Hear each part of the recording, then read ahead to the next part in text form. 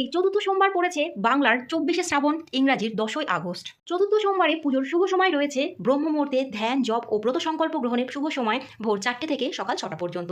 দেবাদিদেব মহাদেবের অভিষেক ও পুজোর শুভ সময় থাকবে সকাল ৬টা ৩০ মিনিট থেকে সকাল ১১টা ১১ মিনিট পর্যন্ত। সন্ধ্যে পুজোর শুভ সময় থাকবে প্রদোষকালে অর্থাৎ সন্ধ্যে ৬টা ৫৫ মিনিট থেকে রাত ৯টা ৭ মিনিট পর্যন্ত। চতুর্থ সোমবারে মহাদেবের পুজোর প্রধান উপকরণগুলো হলো পরিষ্কার জল, গঙ্গা জল, পঞ্চামৃত তৈরির উপকরণ অর্থাৎ কাঁচা দুধ, দই, ঘি, মধু, চিনি বা শর্করা। দেবাদিদেব মহাদেবের প্রিয় ফুল যেমন ধুত্রা, আকন্দ, নীলকণ্ঠ, যে কোনো ধরনের সাদা ফুল এবং ফুলের মালা, বেলপাতা, ফল বিজোড় সংখ্যার ফল থাকবে ১টি, ৩টি বা ৫টি। চন্দন। চতুর্থ সোমবারে নিবেদন করার জন্য লাগবে ১ মুঠো জব। বিশ্বাস করা হয় যে শ্রাবণের চতুর্থ সোমবার শিবলিঙ্গে জব নিবেদন করলে কর্মক্ষেত্রে সাফল্য ও আর্থিক উন্নতি লাভ হয়। ভোগের জন্য লাগবে সাদা বাতাসা বা মিষ্টি ও ফল। আরতির জন্য লাগবে ধূপ, প্রদীপ, কর্পূর প্রভৃতি। শ্রাবণ মাসে প্রতি সোমবার উপবাসের নিয়ম একই, অর্থাৎ যারা গোটা শ্রাবণ মাস নিরামিষ খাচ্ছেন না, শুধুমাত্র শ্রাবণ মাসের সোমবারগুলো পালন করছেন, তারা সোমবারের আগের দিন অর্থাৎ রবিবার দিন নিরামিষ আহার গ্রহণ করে সংযম করুন। সোমবারে করবেন ব্রত উপবাস এবং মঙ্গলবার আবারও আপনারা নিরামিষ সাত্ত্বিক আহার গ্রহণ করবেন। চতুর্থ সোমবার অর্থাৎ বাংলার ২৪শে শ্রাবণ ব্রহ্ম মুহূর্তে ঘুম থেকে উঠে গঙ্গা স্নান করে নিন, অর্থাৎ বাড়ির জলে গঙ্গা জল মিশিয়ে স্নান করে নিন। এরপরে ব্রত সংকল্প গ্রহণ করুন এবং মহাদেবের ধ্যান করতে থাকুন। এরপরে সকাল হলে সূর্যদেবকে প্রথমে অর্ঘ্য নিবেদন করে বাড়ির ইষ্টদেবতার বা ঠাকুর মন্দিরে পুজো সম্পন্ন করে মহাদেবের অভিষেকের জন্য প্রস্তুতি নিন।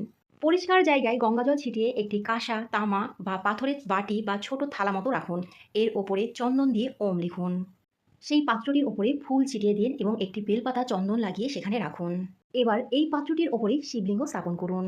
পূজার স্থানে ধূপ প্রদীপ জ্বালিয়ে দিন, তারপরে অভিষেক শুরু করুন। প্রথমে গঙ্গা জল বা পরিষ্কার জল দিয়ে অভিষেক করুন। অভিষেক বা জল অর্পণের নিয়ম হলো প্রথমে জলাধারীর ডান দিকে গণেশের স্থান, সেখানে প্রথমে দিন। তারপরে বাঁ দিকে কার্তিকের স্থান, সেখানে দিন। এরপরে মাঝের অংশে অশোক সুন্দরীর স্থান, সেখানে দিন। এরপরে বৃত্তাকার অংশে মাতা পার্বতীর স্থান, সেখানে দিন। সবার শেষে ধীরে ধীরে মূল শিবলিঙ্গের মাথায় বাকি জল ঢালুন। তারপরে আপনারা পঞ্চামৃত দিয়ে অভিষেক করুন। পঞ্চামৃত দিয়ে অভিষেক করানো হয়ে গেলে আবার পরিষ্কার জল বা গঙ্গা জল দিয়ে অভিষেক করিয়ে শিবলিঙ্গ মুছে নিন। শিবলিঙ্গে তিলক লাগান, ফুলের মালা পরিয়ে দিন। চন্দন সহযোগে ৩টি অক্ষত বেলপাতা নিবেদন করুন। ১টি, 3টি বা 5টি বিজোড় সংখ্যার ফল শিবলিঙ্গে নিবেদন করুন। আর যে ফলগুলো নিবেদন করবেন সেটি চতুর্থ সোমবারের দিন ভুলেও ধরবেন না। এরপরে ১ মুঠো জব নিবেদন করুন, অর্থাৎ চতুর্থ সোমবারে যে শস্য নিবেদন করতে হয় সেই শস্যটি নিবেদন করুন। বাতাসা, মিষ্টি বা ফলের ভোগ নিবেদন করুন। ফুল বেলপাতা দিয়ে পুজো করুন। ওম নমঃ শিবায় মন্ত্র জপ করুন। ধূপ প্রদীপ দিয়ে আরতি করুন। আরতির শেষে ১০৮ বার ওম নমঃ শিবায় মন্ত্র বা মহামৃত্যুঞ্জয় মন্ত্র জপ করতে পারেন। সন্ধ্যের সময় আবার ধূপ প্রদীপ দিয়ে আরতি করবেন, একটি ঘিয়ের প্রদীপ জ্বালিয়ে দেবেন। এরপরে সন্ধ্যের সময় আবারও পুজো দেবেন, অর্থাৎ এই সময় আপনারা অভিষেক করবেন না, শুধুমাত্র ফুল বেলপাতা এবং ভোগ নিবেদন করে আরতি করবেন। এই দিন তামসিক কোনো খাবার যেমন পেঁয়াজ, রসুন, ডিম, মাছ, মাংস প্রভৃতি ভুলেও ধরবেন না। এই দিন আপনারা চাল বা গমের তৈরি কোনো জিনিস খাবেন না।